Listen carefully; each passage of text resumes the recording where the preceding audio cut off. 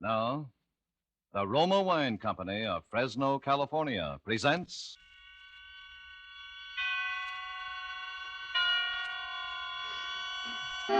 Suspense.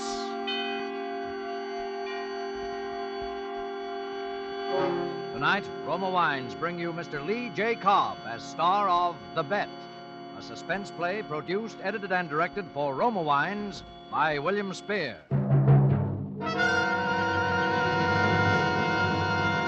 Suspense, radio's outstanding theater of thrills, is presented for your enjoyment by Roma Wines. That's R-O-M-A, Roma Wines. Those excellent California wines that can add so much pleasantness to the way you live, to your happiness in entertaining guests, to your enjoyment of everyday meals. Yes, right now a glassful would be very pleasant as Roma Wines bring you Mr. Lee J. Cobb in a remarkable tale of suspense.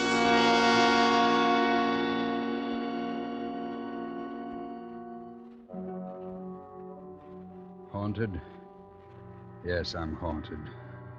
It's a year now, and I can't erase the memory of that precipice I very nearly stepped from. That darkness into which I almost plunged. Or maybe I took the plunge and I'm in it now, in the dark. It doesn't usually happen in my business. But what's the use of talking about it? You'd only say I'm too susceptible. And I'd say you're right, I am susceptible. To faces and places. To women's faces. One woman's face. And to lost, dark places on what I call the rim of the world. Places like Sierra Leone, Saigon, Balsall. Places like Trinidad.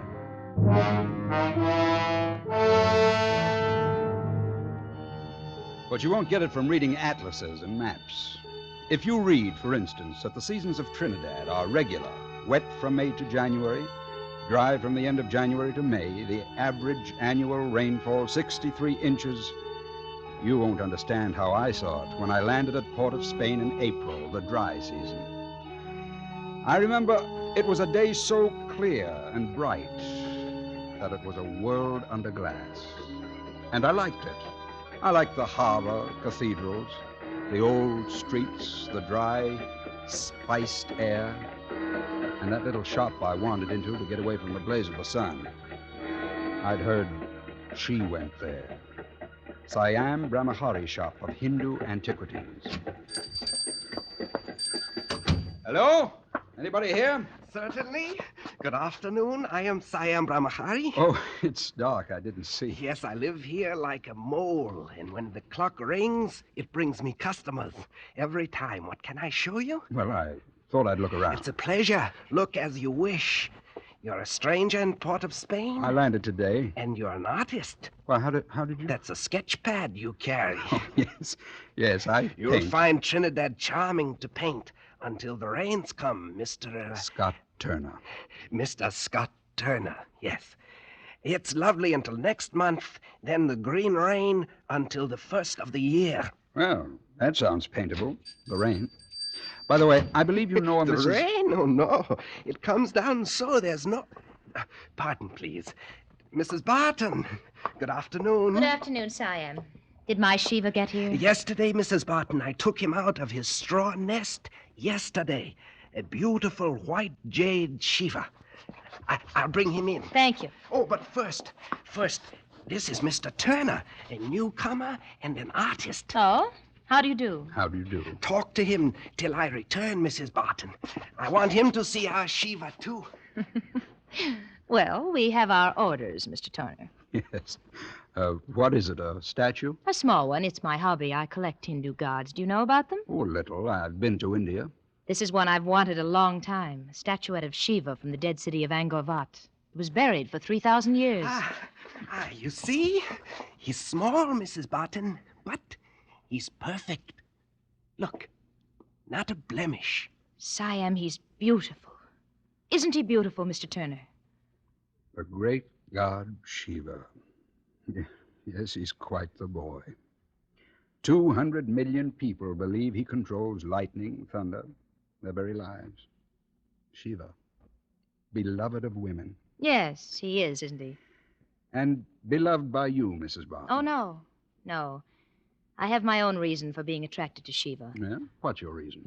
Don't you remember what Shiva is, first of all? He's the god of destruction, Mr. Turner. And I like that. Destruction. That's the kind of woman I am.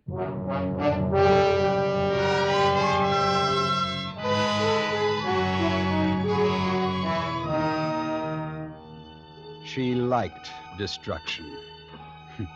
Of course, I knew that already about Ada Barton. She must have loved Trinidad, a place where a casual conversation turns suddenly intense, suddenly dangerous, where you never know the whirlpool under your feet until you're in it. I was in that whirlpool in a second, and I'm still there. But I'm getting ahead of myself. I had no difficulty meeting Ada Barton again. You know how colonial cities are. The teeming population that belongs and the handful of English, Americans, French, administrators, speculators, painters, planters, who huddle together socially because, well, they're afraid. And even so ungregarious a man as Paul Barton wasn't above inviting a visiting American to his home. But no matter how we'd met, he and I were bound to disagree. So you're an artist, Mr. Turner. Well, I envy you. It must be pleasant not to have to work for your living. Well, naturally, I don't look at it that way. Paul, for heaven's sake. Oh, but Ada, my dear, surely neither you nor Mr. Turner contend painting is labor, not productive labor. But that's not the point. Well, I think it's a point. And I think painting is productive. Although I must confess that painting seldom produces for the painter comfort such as you have here. I wish it did. More coffee, Scott. Please, Miss Barton. Well, naturally, millions buy my sugar because it's a necessity. A picture on the wall isn't. It is for me, Paul. It is for the millions who buy your sugar, Mr. Barton. At least it's necessary for me to believe it's a necessity to them, a necessity for which they're starved. But I think your difference with me is more personal, Mr. Barton. Oh, now, wait a minute. You see, I think you envy me. I envy you? Because you're a romantic who never found whatever you came here for. This is a beautiful island, Mr. Barton. In the dry season, yes. You've built a beautiful house, and you're married to an extraordinarily beautiful woman. Thank you, Mr. Turner. But because you've pegged your dream to what the morning stock market has to say on the price of sugar, it's all ashes to you. So you resent me, the itinerant artist, symbol of the freedom you lost. Ashes? I love it. I'm a man who likes organization, utility, and there's plenty of romance in sugar. As much as there is in a Portuguese sloop, Java-bound, or in the ruined streets of Palmyra, gulls flashing in the sun over Sicily, or in the port of Spain tonight, with its smell of fast-growing things, to a man like me who can claim the whole world because no part of it claims him. You are very persuasive, Mr. Turner. You know what I think? I think you're irresponsible, Mr. Turner, because you haven't the necessary courage to take responsibility. Paul, you're insulting. Maybe, but I put years of hard work into developing this business. And you don't think I've worked? No, I don't think you have, and I don't think you can.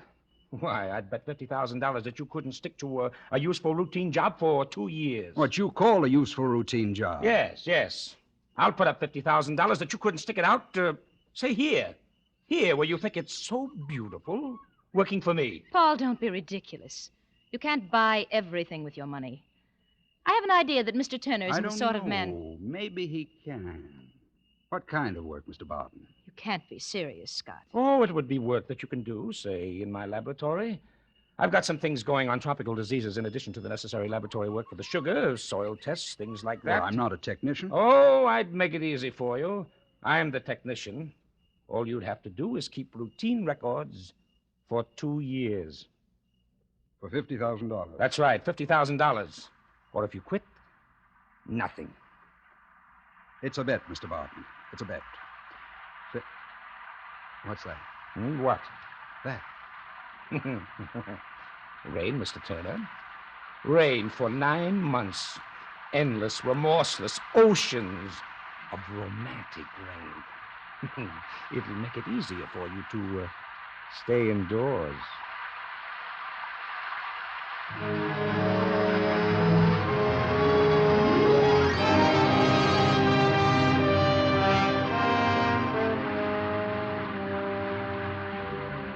Endless, remorseless rain. I liked it at first because it blurred the passage of time. And somehow my job wasn't easy. In the fields around the laboratory, the cane grew up, was cut, grew and was cut. But inside the laboratory where I lived day and night, all sound and life came wrapped in the silken, deadly, hypnotic drumming and hissing of rain. The first 2 months, only one thing bothered me: the petty needling of Paul Barton. We spent our mornings together, he making his tests while I wrote them up for the files. Scarcely a day went by when he didn't say something sharp or bitter. Well, how's the romantic Mr. Turner today? Can you read any poetry into the smell of aniline dyes? 2 years, Scott, 2 years. You see what you're heading for? A laboratory stoop. And this rain will grow mole in your curly artist lock. I guarantee it. Yes, my wife Ada fancies art too, Scott. She buys little things, paintings, statues. But she buys them with money from sugarcane, Scott. Or had you forgotten that?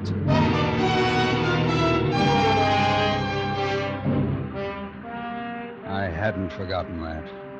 I hadn't forgotten Ada. A dangerous woman.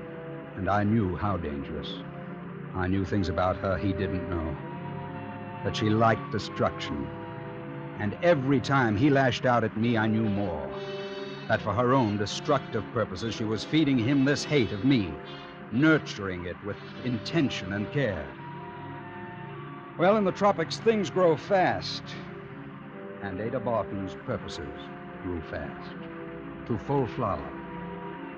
In the afternoons, when Paul was out in the cane fields, she began to visit me in the laboratory. He's right. You are getting a scoop. Close the door.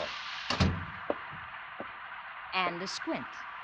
It definitely doesn't become you, Scott.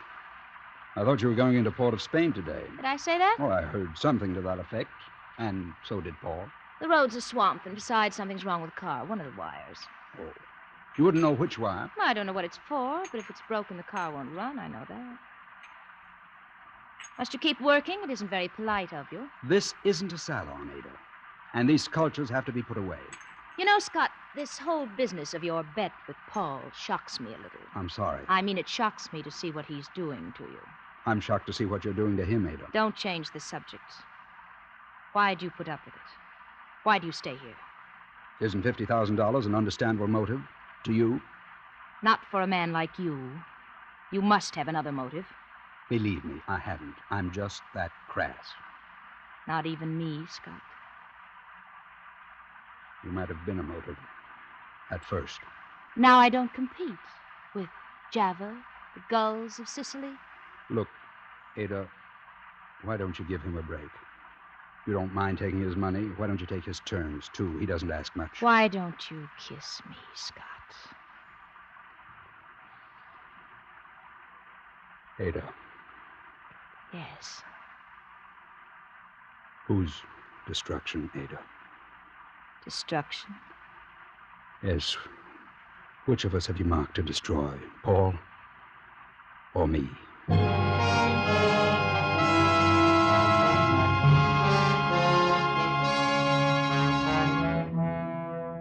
For suspense, Roma Wines are bringing you as star Mr. Lee J. Cobb in The Bet by Donald S. Ryerson.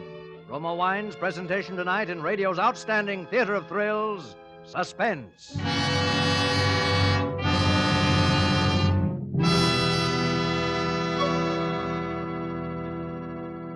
Between the acts of suspense, this is Truman Bradley for Roma Wines. Have you invited friends or family to dinner tomorrow night? Then here's a timely suggestion from famed hostess Elsa Maxwell. Welcoming guests with Roma California Sherry is becoming an American custom.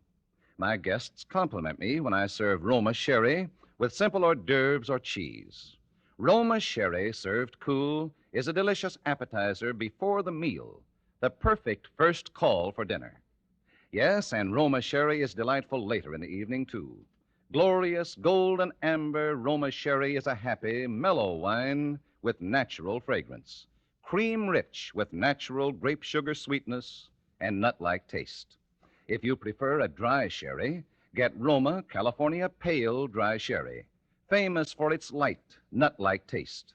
It's a good idea to keep both Roma Sherry types in the house and give your guests their choice. Remember, because of uniformly fine quality at low cost, More Americans enjoy Roma than any other wine. Always insist on Roma. Roma. Roma wines. And now Roma Wines bring back to our Hollywood soundstage Lee J. Cobb as Scott Turner in The Bet, a play well calculated to keep you in suspense.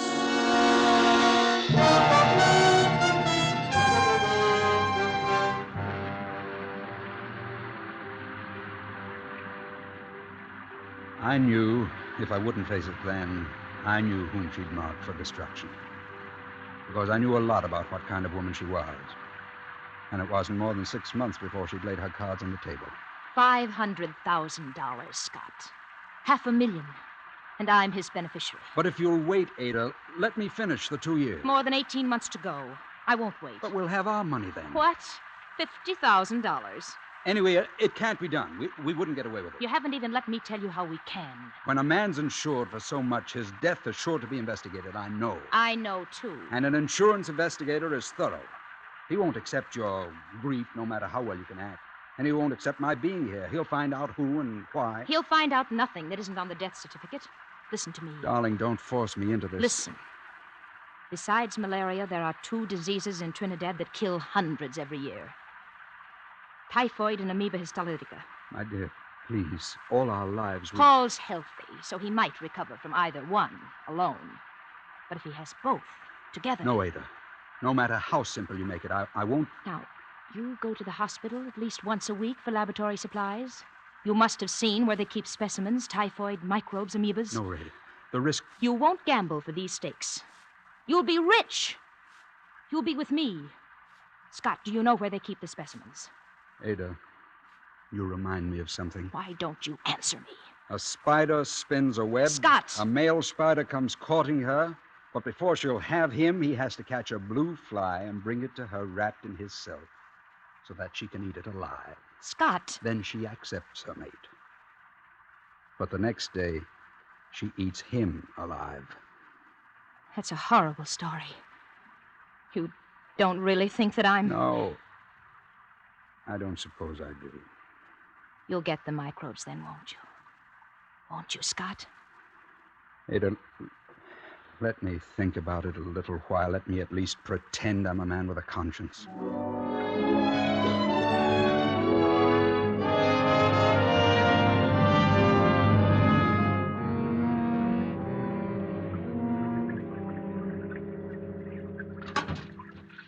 Scott? Oh, Paul, I wasn't expecting you this afternoon. Yes, I know. You were expecting Ada. Well, she's here, too. Hello, Scott. Hello. I just stopped by for a moment to tell you I have to go to Tobago.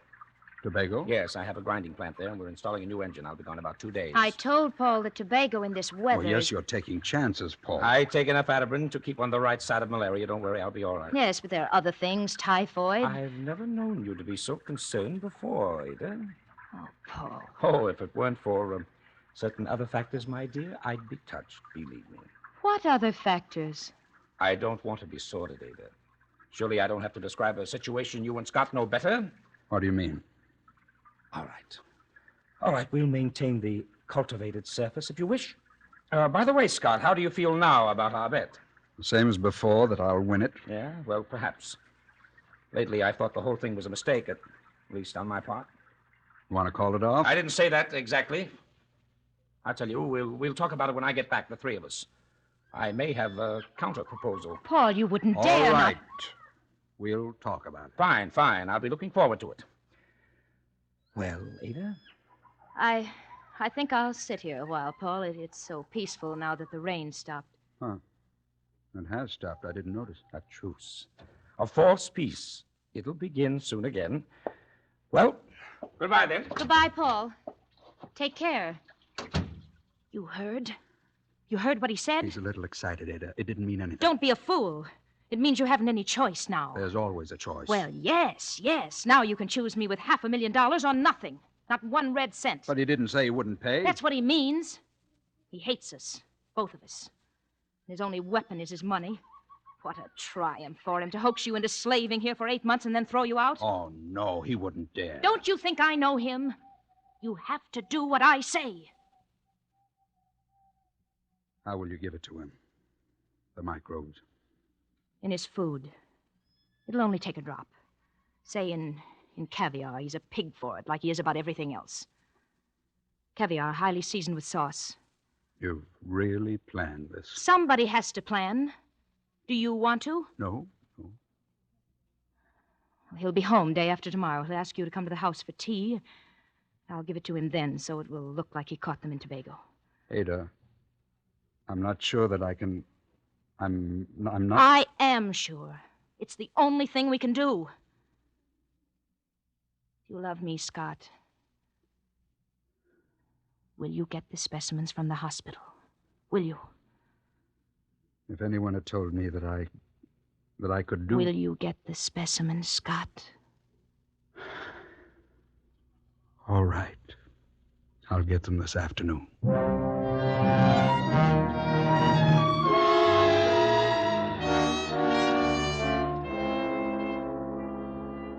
That afternoon, the rains had stopped. It was no false peace. The season was over, 2 weeks early.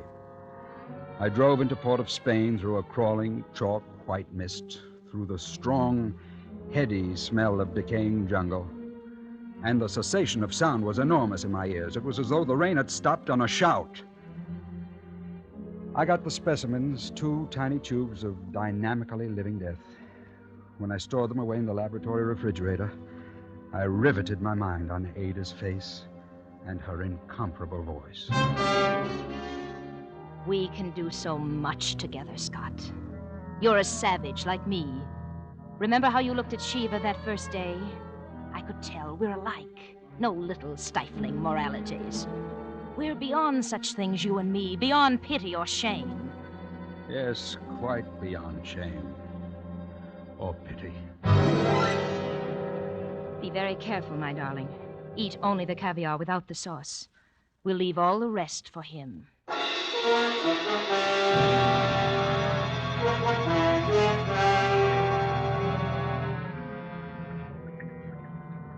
The afternoon Paul Barton came back, I walked to the house he was so proud of.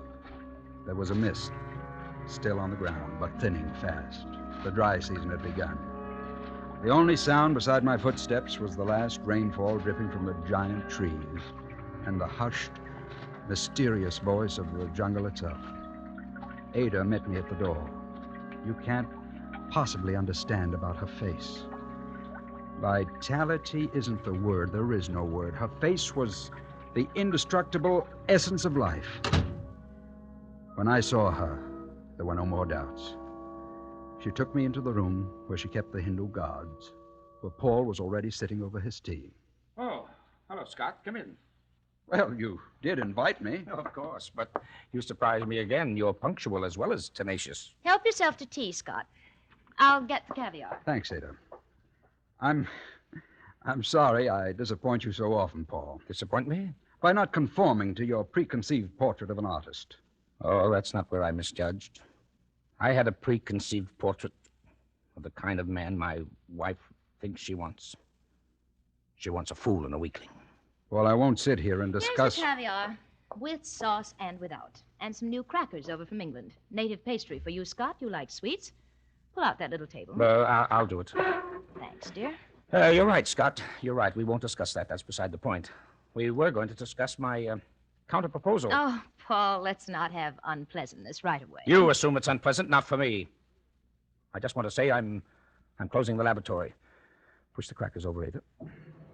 I'd like to hear your reason. The research is no longer necessary, and I want you to leave Trinidad. You're worried about Ada, aren't you? Oh. We're dropping the cultivated surface, aren't we? Well, yes. Caviar and sauce. My wife prepares this very well, Scott. Yes. I wonder how well you know her. I know her pretty well. Now, you're thinking of the 50,000, of course. Oh, really, Scott, try this. Ada puts everything in it. Did I say something? Put it down. What? Put the caviar down, Paul. It's deadly. Scott, you fool. Yes, there's everything in it, including death, typhoid, amoebas. She prepared it very well. Ada, is this... I'm going to kill you, Scott. I hadn't intended to just yet. I know. Oh, of course you'd have a gun. How many men have you killed, Ada? How many helpless, hypnotized men have helped you to kill and then have themselves died? How many husbands, lovers? How did you know? I'm not such a romantic figure, Ada. I came here with some previous knowledge of you. You see, I was sent here for a purpose. I didn't meet you by accident. But I didn't know what you'd be like. How much of a spell you and the rain could cast. But it's over. The rains and everything. Yes, I was sent to investigate because of all the insurance. An insurance man, how dismal. You don't deserve even the...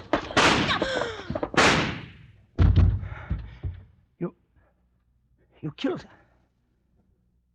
You killed her. Yes. I killed her.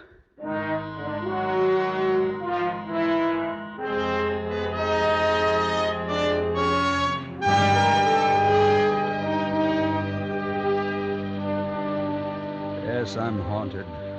I keep away from rain because she flourishes if it rains too long.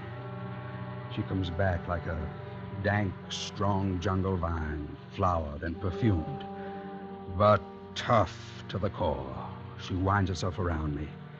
She tries to drag me once more to that precipice above that darkness, an existence beyond shame or pity or morality.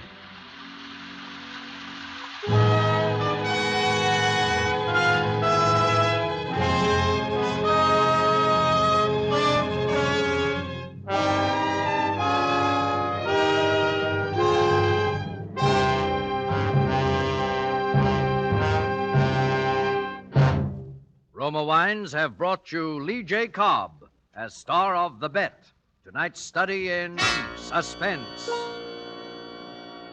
This is Truman Bradley for Roma Wines, the sponsor of Suspense. Here's extra good news for you. You can now enjoy the taste luxury of Roma Wines at the lowest prices in years. Yes, the high quality of Roma Wines is unchanged, as good as ever, but Roma's new low prices enable you to save as much as 1/4. You can now enjoy Roma Wines more often. Roma, California wines offer you sherry, port, muscatel, and tokay for entertaining, Burgundy and Sauterne for mealtime pleasure, and Roma champagne to make any occasion unforgettable. Each of these fine Roma wines brings you the goodness of luscious grapes, gathered at peak of flavor, gently pressed, then unhurriedly brought to delicious perfection under the patient guidance of Roma's ancient winemaking skill. Bottled at Roma's own famed wineries, located in California's choicest vineyard districts. Roma wines are true wines, always unvaryingly good, now featured by your dealer at new low prices. Always insist on Roma wines. No other wines offer you so much for so little. Roma, R-O-M-A, Roma Wines. Lee J. Cobb appears through the courtesy of 20th Century Fox and will soon be seen in his first role since leaving the service, Anna and the King of Siam. Next Thursday, Roma Wines bring you Mr. Zachary Scott in Suspense, radio's outstanding theater of thrills. Presented by Roma Wines, R-O-M-A, made in California for enjoyment throughout the world.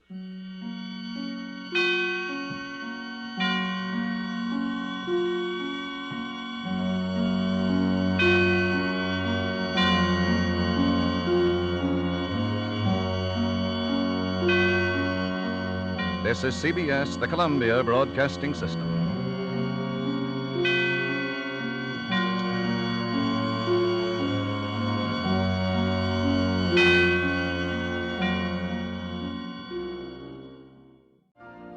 You've been listening to the OTR Gold Network. Find more classic radio at otrgold.com.